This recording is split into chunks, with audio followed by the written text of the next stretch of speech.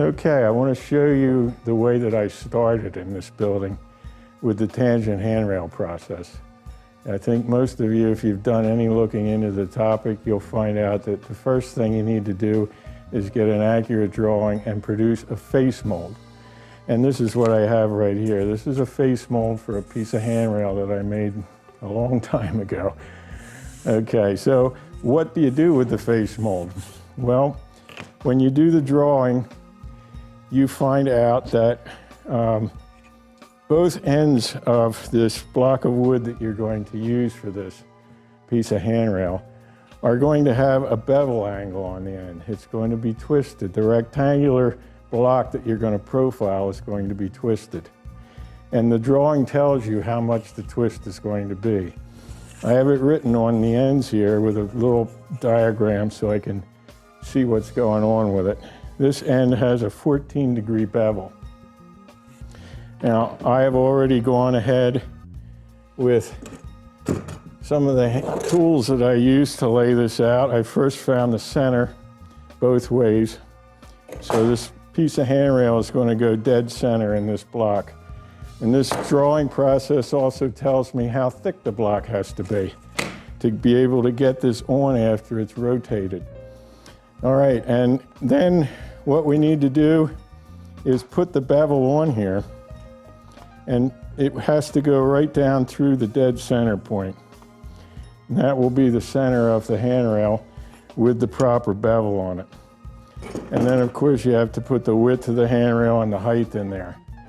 Okay, now once you have that, then you can go to the surface. And on the surface, I have a line that comes up square from the center, which would be the original tangent line, which is in red here, if this mold were dead center in this block of wood. All the tangent system process comes from the dead center of the handrail. So now we have to transfer this mold to the top. The problem is it has a bevel on it. So we have to now shift our face mold to match the bevel on the end. And I found the easiest way to do this is to drill holes on my face mold where the tangent line goes through. And that way I can shift it and see where the lines are through the holes and line it up correctly. The other thing that you have to realize when you're doing this is that when you place this face mold on the top, it's not going to be out to the end. And when you do it on the bottom, it's not going to be out to the end. Because if this rail were in space, this face mold from center gets lifted up plumb, and it gets lowered plumb for the bottom surface. And so that makes this twist, or shift, I'm sorry. So when you lay this out, you're going to be doing the same on this end over here. And you have to shift this mold so that the tangent line is over your new tangent line from your bevels on both ends. And so that's what happens. You have to shift this until you get the tangent lines on both ends to line up. And then you'll take your pencil and lay this out and continue these lines out to the end. So there you go. So we have the thing laid out now, and we have to go to the bandsaw next and do our cutting. I want to tell you a little bit about how I go about that. If you'll notice,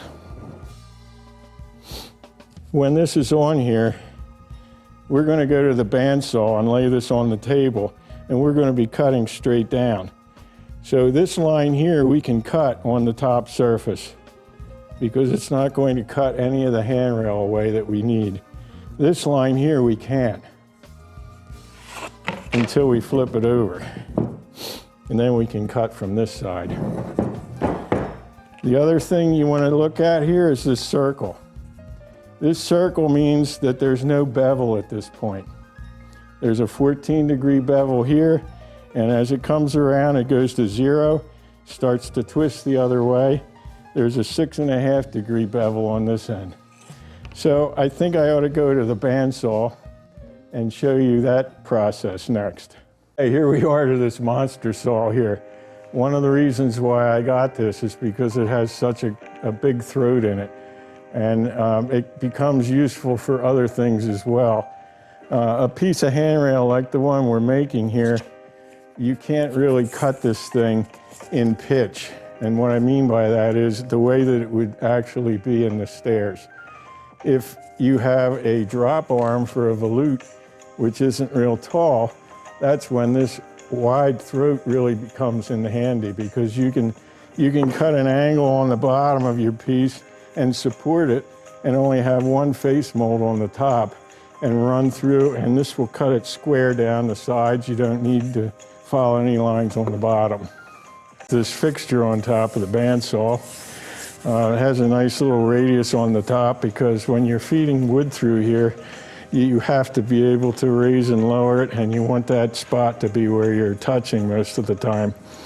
So the reason this is here is because some of the pieces that you have to cut out, they're never straight, and some of them have a good hook on the end. Like this piece, if I was cutting this from the bottom side, I need to be up high enough to clear the back corner of this table and to be able to feed this thing through and not end up hitting the table on this side. So that's the reason for the fixture raised up off the table. Now, having said that, we already cut from here up on the other bandsaw. So right here is where the edge of the board is. I didn't actually cut it, but you have to visualize that. Okay?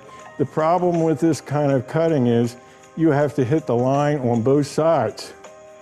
So how do you do that?